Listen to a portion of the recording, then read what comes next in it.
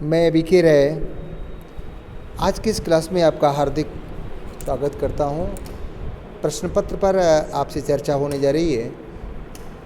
आप जो भी प्रश्न पत्र आपका आया होगा उसको आप ध्यानपूर्वक पढ़िएगा और ध्यानपूर्वक पढ़ने के बाद निर्देश के अनुसार प्रश्नों को हल करते जाइएगा।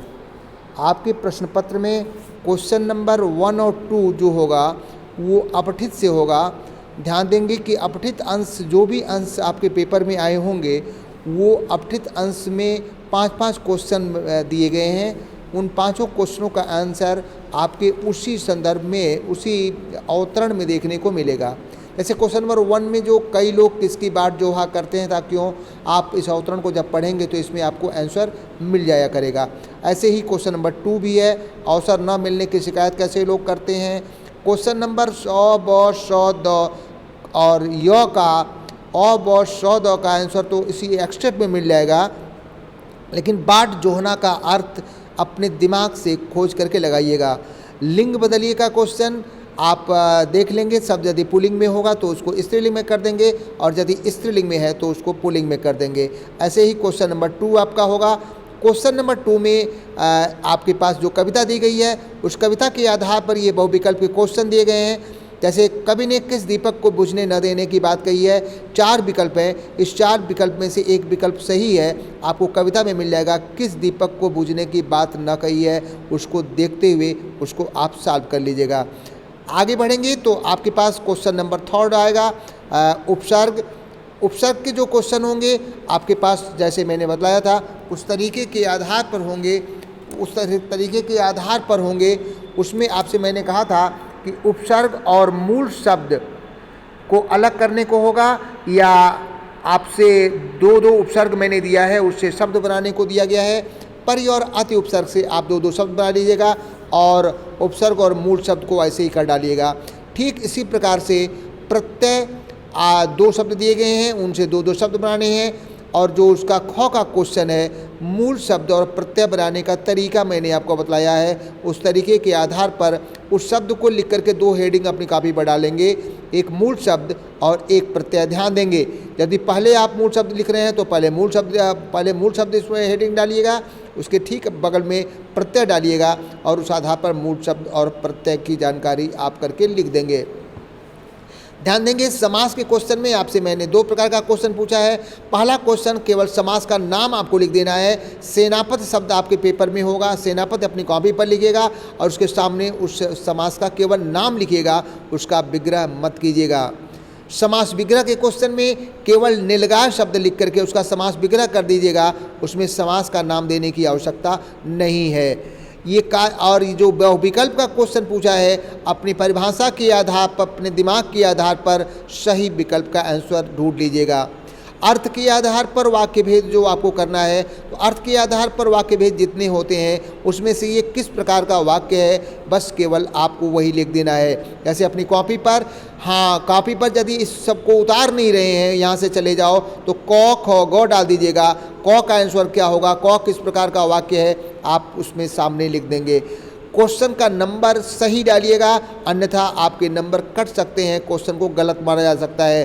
क ख ग जहाँ विकल्प दिया हुआ क ख ग डालिएगा। जैसे माताजी आज घर जाएंगी या पत्र वहाँ पहुँचाना है, इसको लिखते समय क्वेश्चन नंबर 1 2 3, क्वेश्चन नंबर 6 ख 1 2 3 करके तब आप साफ सुथरे ढंग से आप लिखते चले जाएंगे। अलंकार में मैंने अलंकार में क्वेश्चन नंबर 7 डालिएगा। 4 लाइनों में आप 1 2 3 4 लिखिएगा। सबके सामने केवल कविता को पढ़ करके अलंकार का नाम लिख दीजिएगा। सारे अलंकारों की जानकारी आपको दी जा चुकी है।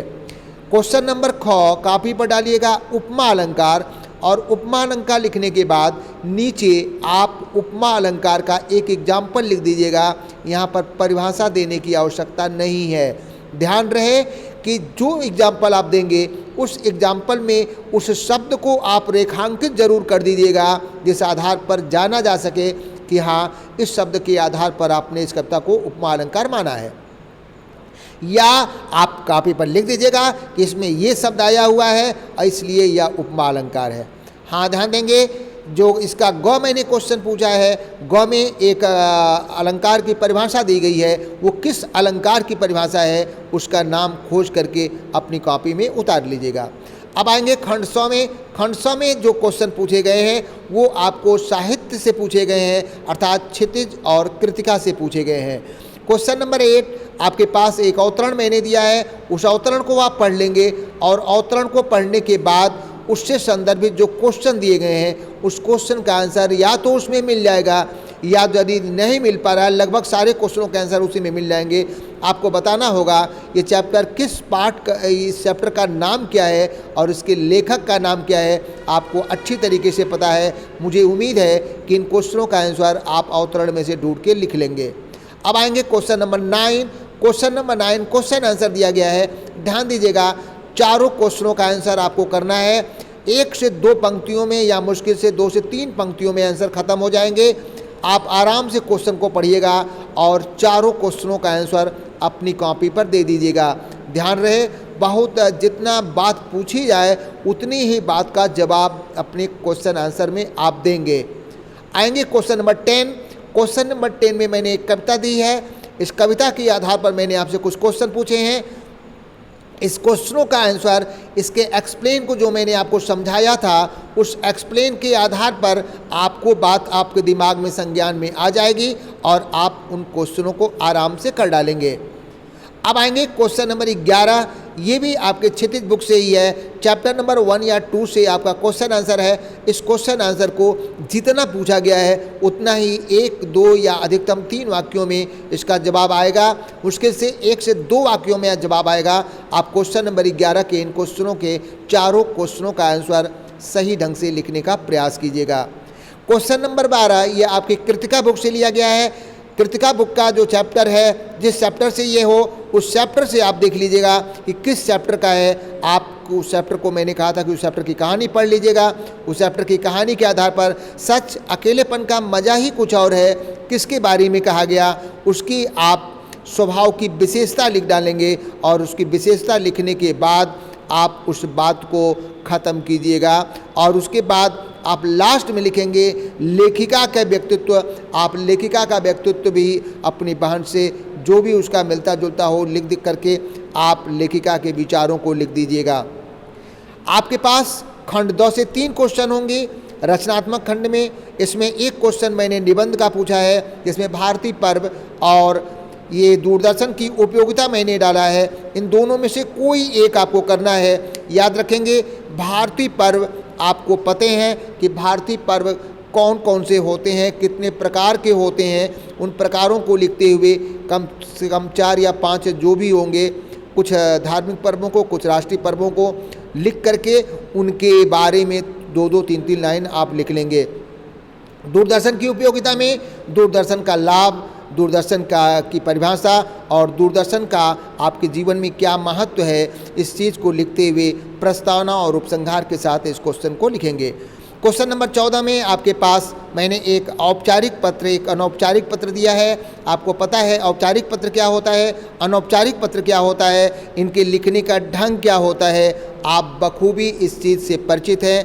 मुझे उम्मीद है कि इन दोनों में से किसी एक को बड़ी आसानी से, मुश्किल से 5 से 7 लाइनों में उसका आंसर आप लिख करके देने का प्रयास कीजिएगा। ध्यान रहे, औपचारिक या अनौपचारिक में से किसी एक को लिखिएगा। दोनों को लिखने का ढंग मैंने आपको दे दिया है, उस ढंग के आधार पर आप किसी भी एक पत्र को लिखिएगा। आखिरी क्वेश्चन मैंने आपके पेपर में पूछा है कि आप संवाद लेखन करेंगे। संवाद लेखन का मतलब आपको पता है कि 2 लोग जब आपस में बातचीत करते हैं किसी विषय को लेकर के, तो उस पर जो बातें लिखी जाती हैं उसको हम कहते हैं संवाद लेखन।